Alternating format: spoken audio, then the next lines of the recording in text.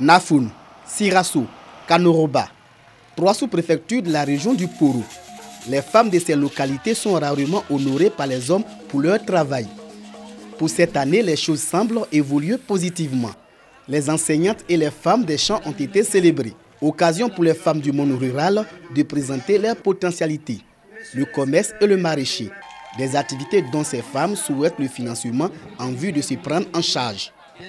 La marraine de cette cérémonie a salué l'union des femmes du Kafing. Soro Maïmouna a invité ses sœurs à proposer des projets fiables et bancables qui peuvent les aider à sortir de leur situation de précarité. C'est l'occasion pour nous, femmes de Côte d'Ivoire,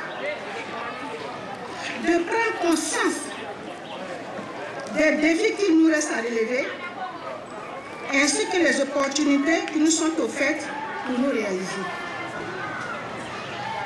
Chacune d'entre nous a joué dans la construction de notre pays. Cette cérémonie a été mise à profit pour honorer les femmes qui ont donné vie à des enfants en ce mois de mars. Le sport, facteur de rapprochement, de cohésion et de rassemblement était au menu de cette cérémonie. Un match de Maracana a opposé les enseignantes et les femmes du monde rural. Une rencontre qui a mis fin à cette fête dédiée à la femme.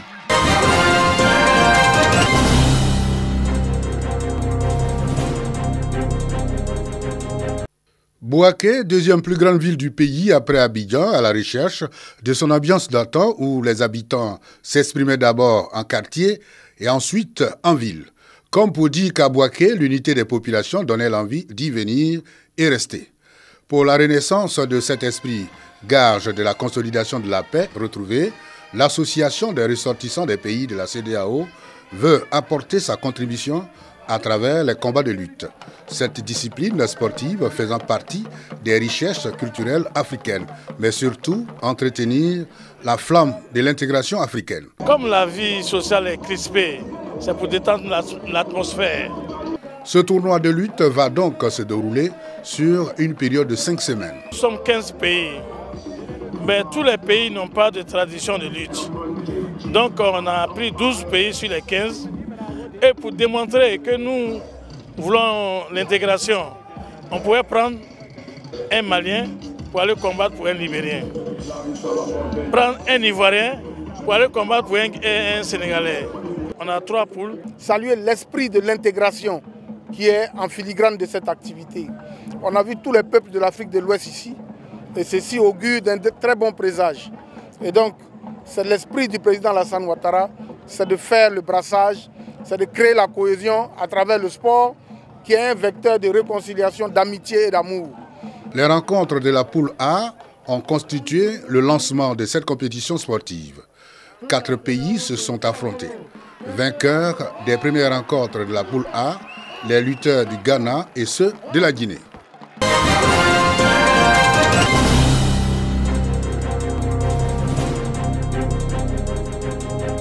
Un atelier de formation pour le renforcement des capacités des agents des impôts de Bouaké. Le secret de la réussite professionnelle en est le thème, à l'initiative de l'amicale des cadres de grade A de la Direction générale des impôts. Cette formation s'inscrit dans le cadre des activités de cette association. Nous nous inscrivons dans ce qu'on appelle l'école de la vie. Donc c'est une formation complémentaire pour nous amener à affronter les réalités de la vie. C'est vrai, cette formation pour nous est un prétexte, comme je l'avais dit tantôt, pour que nous nous rapprochions de nos membres qui sont à l'intérieur, pour échanger, pour faire connaissance, pour raffermir nos liens d'amitié et de fraternité. Une initiative saluée par la direction régionale des impôts et les participants. De façon périodique, nos agents, nos collaborateurs reçoivent des formations organisées par la direction régionale des impôts. En plus de formations, nous avons pour la maîtrise de nos métiers, mais on a aussi besoin de certains outils pour la gestion même de notre vie au quotidien. Nous sommes satisfaits de la formation qui vient d'avoir lieu dans la mesure où elle nous donnera plus de rudiments pour être plus performants au niveau de notre activité professionnelle. Un tournoi de Maracana entre agents des régies financières à Bouaké a mis fin à cet atelier.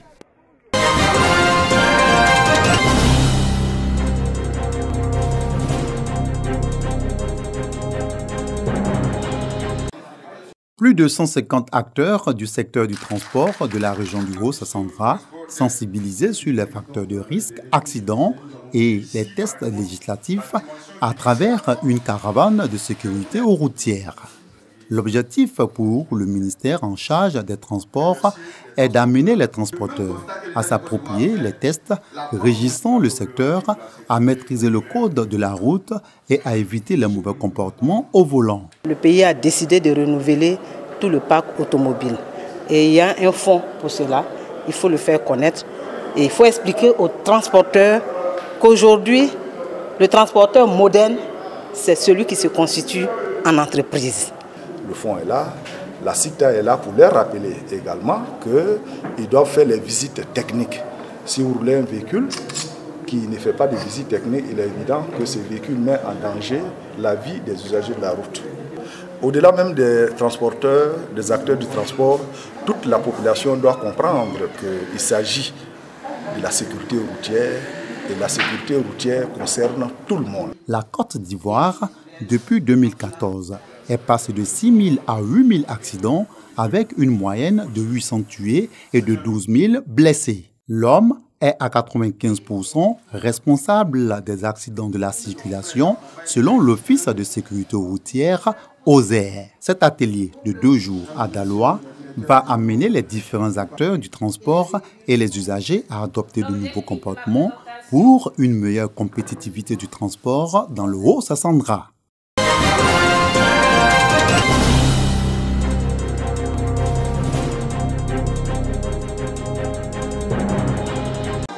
Ravia, un jour de fête. La communauté chrétienne de cette localité s'est mobilisée pour la consécration de la paroisse dédiée à Saint-Pierre. Un grand rassemblement de chrétiens, mais aussi un moment de rencontre, de solidarité et de partage sur le temps consacré au spirituel. Ravia, c'est une ville qui est en train d'évoluer. C'est une ville qui est vraiment en plein progrès.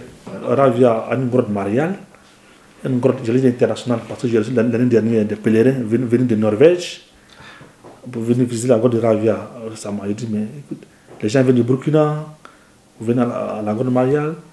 On reçoit des centaines de pèlerins et des milliers par an. Le 15 août dernier, nous avons reçu 3800 pèlerins. Donc c'est dire que la zone est fréquentée. Ravia est une destination que les chrétiens catholiques connaissent bien, grâce à sa grotte mariale construite sur les hauteurs de la ville et qui attire de nombreux touristes et visiteurs venus de tous les horizons. Nous essayons, avec les médias catholiques, mais aussi avec les médias publics et privés, de toute obédience, de faire connaître le sanctuaire de Ravia comme lieu spirituel, et aussi lieu touristique. Le visiteur qui arrive à Ravia pour la première fois ne peut résister à la beauté du paysage pittoresque et du cadre à la fois enchanteur et bucolique de cette localité qui, malgré les nombreux acquis du modernisme, garde encore son parfum de village. Et pourtant, aucun réceptif hôtelier qui motive le visiteur à y séjourner. L'appel que nous lançons, c'est aux bonnes volontés, parce que nous avons un projet d'une centaine de lits dans un premier temps, et après arriver jusqu'à 200 lits. Toutes les bonnes volontés qui voudraient venir à notre secours pour arriver à atteindre un tel objectif, eh bien, elles seront les bienvenues. Si la population et les ressortissants de Ravia sont fiers de leur grotte mariale, la ville elle-même ne tire aucun bénéfice de ce patrimoine et de son potentiel naturel qui sont source d'opportunités en termes d'écotourisme et de tourisme religieux.